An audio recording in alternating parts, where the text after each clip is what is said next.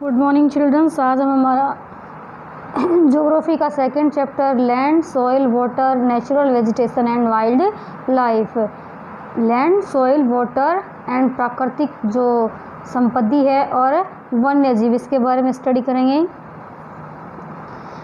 Land, soil, water, natural vegetation and wild life are the main resources for all forms of life on the earth. यानी पृथ्वी पर जीवन के लिए जो भूमि है, मिट्टी है, पानी है, प्राकृतिक वनस्पति है और वन्य जीव हैं, ये सभी तरह के जीवन के मुख्य संसाधन हैं। We need to understand the usages and limitations, यानी इसको यूज करने की कुछ निश्चित लिमिटेशंस होती हैं। And the various methods to conserve them, और कुछ मेथड्स होते हैं जिनसे हम इन सभी जो प्राकृतिक वनस्पति हैं, लैंड है, सॉइल है, वाटर है, वन्य जीव हैं, इनको कंजर्व कर सकते हैं। अब इसमें हम सबसे पहले लैंड पढ़ेंगे। The most important resource on the earth is land, यानी पृथ्वी के ऊपर जो सबसे महत्वपूर्ण संसाधन है वो लैंड है, पृथ्वी है, भूमि है। It is covering nearly 30% of the Earth's surface, out of which only a small area inhabitable, यानी कि यह लगभग पृथ्वी का 30% भाग है, उसके ऊपर जो धरातल है वो पाया जाता है।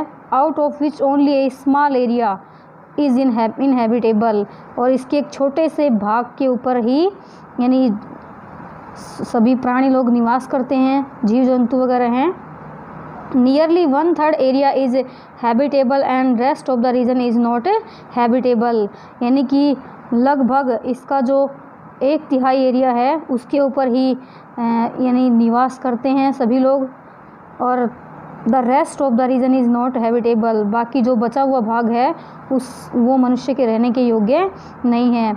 There is an uneven distribution of population on habitable land area due to the following factors, यानी इसका जो असमान वितरण है जनसंख्या का वो बहुत ही कम है। इसी के कारण यानी जो लोग हैं वो कुछ भूमि के ऊपर निवास करते हैं। इसके कुछ निम्नलिखित फैक्टर्स हैं। पहला है इसमें variations in characteristics of land and climate, यानी कि भूमि की जो विशेषताएं हैं और जलवायु की विभिन्नताओं के कारण भी जो हैबिटेबल योग्य है ज़मीन। अनइवन टोपोग्राफी, थर्ड नंबर पे स्टेप स्लोप ऑफ माउंटेन्स, यानी जो पर्वत हैं उनका ढाल है, उसके कारण भी। Low lying areas which are flooded with water and have water logging, यानी कुछ क्षेत्रों के अंदर बाढ़ वगैरह आती है जिसके कारण भी वहाँ लोग कम निवास करते हैं। सैंडी एंड डेजर्ट एरियाज, कुछ स्थान रेगिस्तान से घिरे हुए हैं, बालू मिट्टी से, इस कारण भी लोग कम निवास करते हैं। फर्टाइल एंड थिकी फॉरेस्टेड एरियाज, यानी कुछ भूमि है जो उपजाऊ है और कुछ जंगलों से घिरी हुई है। The plains and river valleys are generally suitable for cultivation of crops and therefore they are most densely populated areas of the world, यानी जो मैदानी भाग हैं और नदी घाटियां हैं वो सामान्यतः फसल के लिए उपयोगी है। इसी कारण से यहाँ पे सबसे ज़्यादा संसार की सबसे ज़्यादा जनसंख्या है वो नदी घाटियों पर और मैदानी भागों पे पाई जाती है। On the other hand, the thick forest, desert, high mountains and valleys having unfavorable climatic conditions are sparsely populated, दूसरी तरफ घने जंगल हैं, रेगिस्तान हैं, ऊंचे पर्वत हैं और कुछ स्थान ऐसे हैं जहाँ पे जलवायु जो है वो अनफेवरेबल पाई जाती है, इस कारण से भी जनसंख्या है वो कम निवास करती है। लैंड यूज, भूमि का उपयोग।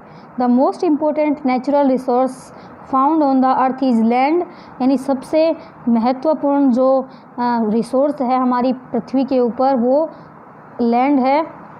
Land can be used for various purpose such as agriculture, constructing factories, houses, making roads, airports and laying railway tracks, mining and setting up industries, यानी भूमि का उपयोग है वो विभिन्न उद्देश्यों की पूर्ति के लिए, जैसे कि कृषि के लिए किया जाता है, उसके ऊपर फैक्ट्रियाँ बनाई जाती हैं, विभिन्न प्रकार के घर होते हैं, रोड बनाए जाते हैं, एयरपोर्ट वगैरह है, रेलवे ट्रैक बिछाई जाती है और कुछ उद्योग धंधे स्थापित किए जाते हैं, माइनिंग वगैरह खनन भी किया जाता है पृथ्वी के अंदर।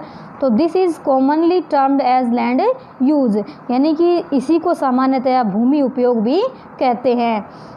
There are various factors that determine the use of land such as climate, soil types, topography, availability of minerals and water, यानी बहुत सारे फैक्टर्स हैं जो ये निश्चित करते हैं कि भूमि का उपयोग किस प्रकार से होना चाहिए, जैसे कि जलवायु है, सॉइल टाइप्स है, भूमि यानी मिट्टी का प्रकार है, टोपोग्राफी उच्चावच क्षमता है, अवेलेबिलिटी ऑफ मिनरल्स है, खनिज पदार्थों की उपलब्धता है, एंड वाटर और पानी की उपलब्धता है। इसी के कारण भूमि का उपयोग करना निश्चित होता है। बिसाइड्स दी ज्योग्राफिकल फैक्टर्स, यानी इनके अलावा जो भौगोलिक तथ्य जो फैक्टर्स हैं, certain human factors such as government policies, technical development etc play a very important role in determining the land use pattern, यानी इसके अलावा जो भौगोलिक फैक्टर हैं जैसे कि कुछ निश्चित मानवीय तथ्य हैं, जैसे कि सरकारी की नीतियां हैं, टेक्नोलॉजिकल डेवलपमेंट है, तकनीकी विकास है, ये सब भी भूमि उपयोग में एक महत्वपूर्ण भूमिका निभाते हैं। On the basis of ownership of land,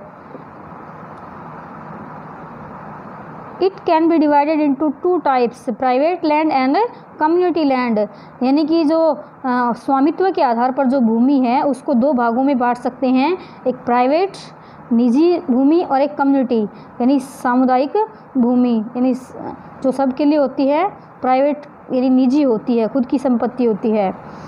तो सबसे पहले प्राइवेट लैंड के बारे में, the land owned by in individuals, यानी यह जो भूमि होती है किसी व्यक्ति विशेष की होती है।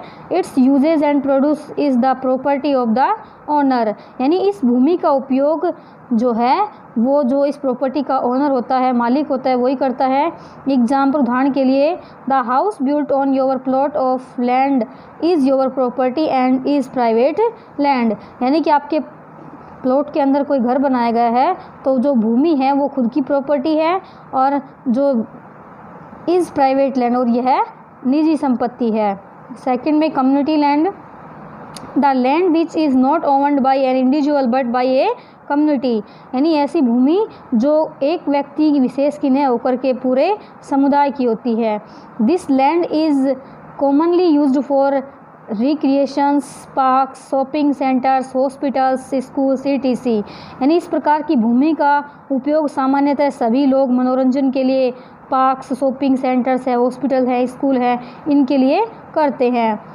This community land is also called common property resource, यानी इस प्रकार की जो संपत्ति होती है वो कॉमन प्रॉपर्टी रिसोर्स कहलाती है।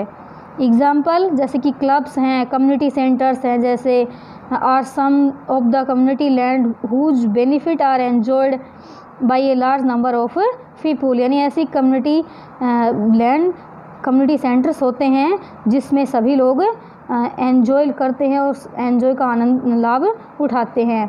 Therefore it is also known as the common property resource, इसी कारण से यह जो भूमि है वो कॉमन प्रॉपर्टी रिसोर्स कहलाती है।